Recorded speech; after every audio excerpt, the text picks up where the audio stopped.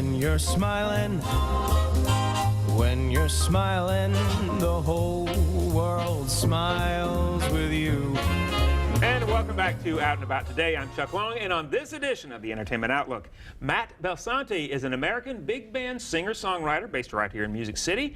His star continues to rise with the release of his latest CD, When You're Smiling, a collection of traditional jazz and big band standards, and a couple of pop and R&B classics. Here's a look at Matt in action doing some commercial work. Treat yourself. Ain't it time that you gave yourself a break? Go ahead and treat yourself to the best, to the icing on the cake.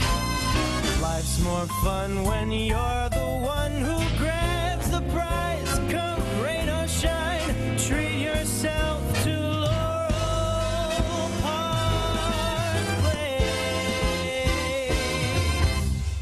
All right, and welcome Matt Belsante, crooner in action. Thanks for having me. I'm glad to be here. We are so glad that you're here. We're going to talk all about the new CD. I love it. It's going to be coming out in January, so we'll get to that. But first off, it's always interesting to me to think, I mean, this is music, kind of a throwback to years gone by. When did you first become interested in that big band sound? Well, I've learned over time that I must have an old soul, because that's kind of what it requires in order to be sort of a younger person who likes this style. When I was a young kid, I played saxophone in elementary school and middle school. Oh, elementary. So I started in 4th grade, and by the time I got to 6th grade, I got into jazz and played in jazz bands. And I played all throughout high school. And all the while, I always sung for fun. And just kind of how it ended up working out, I continued to do it, continued to sing for fun, and ended up singing with the Blair Big Band at Vanderbilt. And through all of that, just continued to love the music and kind of hone my skills and continue to try and pursue it. Yeah. When you first started singing it, though, did it take you a little while to get into the groove of that sound, or did it just come natural? I think a lot of it came naturally, but one of the things I always tell people is it's so important. I think it's so important that I started as an instrumentalist, and that's how I really learned jazz and learned the music, and that's how I feel like I really understand it a little bit better. And then through listening to a lot of instrumentalists, even more so than vocalists, I just continued to feel that style. And then the more I listen to vocalists and sing that style, it just kind of, you know, a little bit natural, a little bit kind of what I grew up with. Right, it just kind of lent itself to that. Yeah. But when did you discover, you talk about, you know, you started as an instrumentalist on the tenor sax, but when did you discover that you had a voice for this too?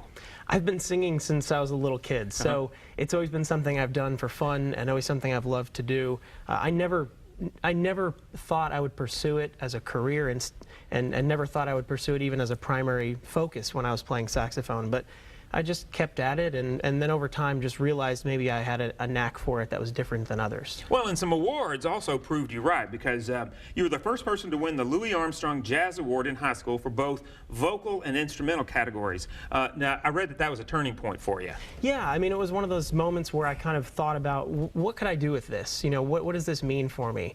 And I always had, you know, I guess more practical, for a lack of a better use of words, thought as to what I would do going forward. But that was kind of, as you said, a turning point for me, trying to think about what might I be able to do with this, and how might I be able to pursue it, even if it is just kind of on the side for fun. Yeah, well, and then you mentioned this a little bit earlier, but the Blair School of Music and, of course, Billy Adair, just an incredible influence, you know, with that school and that sort of thing. But he recognized your talent early on, so tell me about his influence. Yeah, I went and I wanted to sing with the band, and I heard that there was an opportunity to have, you know, to continue to pursue that style of music when I went off to college. And so I went and met with him and sat down, and he just plunked out Come Fly With Me on his guitar while I sung to try and audition for the band, and that was it. I mean, it was just the beginning of a great relationship with him, and a great opportunity to sing with a really good band and a lot of really fun young kids who are interested in that style of music. Now, of course, he was the husband of B.G. Adair, just a, you know, a jazz legend here in Nashville. What was it, though, about Billy that you learned? I mean, you've heard of him shepherding so many great artists. What was it that was his key? You know, Billy was one of the happiest, kindest people I've ever met in my life. I don't think I'll ever meet anybody like Billy. And he just had this way of encouraging everyone to pursue what they loved to do. and be be kind like he was, pursue it in a professional way by showing up on time, working hard, having fun. All those things are so important with music and with this style as well. So I learned a lot from him, but namely those things. Just have fun. Almost sing it like it's your last time. And that's kind of how I approach things. Well, and in the approach to the new CD, which is called When You're Smiling, and it is a great CD. Thank you. I've listened to it, and I just think it's terrific. What was your approach to, because there's a lot of big band songs, and we talked in the intro about there's a couple of R&B and pop classics in there as well. What was your approach to selecting the songs on this one? Well, it's one of those things, and I tell people this whenever I perform in town or out of town. It's great to get to sing your favorite songs all the time, and it was that same way when selecting those tunes. Is a lot of the tunes that I just love to sing when I'm out performing or even at home that maybe I don't perform, but it's great. There's this huge catalog of music you can go pick from, and I was fortunately very involved in selecting the songs. So they're all songs that I love to sing, have listened to my whole life, and it means more to you when you are that involved in selection. Now, the title cut, When You're Smiling, was that your idea to make that the title cut, the title of the CD? How did that come to be? I can't take credit for that. Okay. I think I was one of the people who may have had that as a suggestion. I love the song, and it's a great big band arrangement that Sinatra certainly made famous. I was not the one who made it the title cut, but I think it was a great choice. It's a great way to start off the record. I agree. It really is. Now, you've got some other classics on here: Sunny Side of the Street, The Nearness of You, Paper Moon. You've also, what we were talking about, some pop classics and that sort of thing, R&B classics. Make You Feel My Love, really terrific cut on there. Yeah, thank you. How did that come about?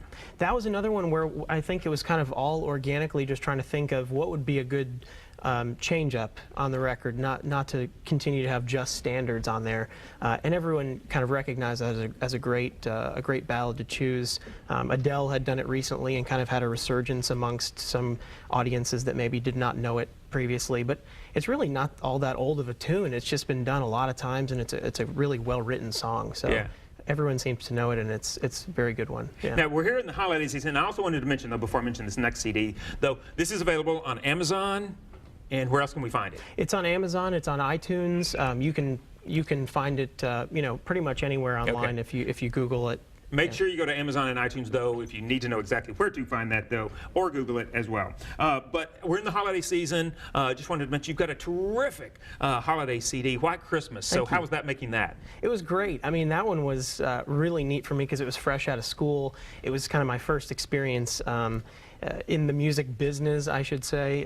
It was just a really cool experience, one that I never thought I would have, and so that record means a lot to me. And it's a really well produced, well arranged record. Chris McDonald arranged and produced that one, and it's just a pretty killer record. It's a great Christmas record. It really is. So you can get that one right now. That is White Christmas from Matt Belsante. And then come January, you'll be able to get When You're Smiling, which is a terrific CD. So pick that up. Matt, great having you here. Yeah, thanks so much. I appreciate it. Love the music.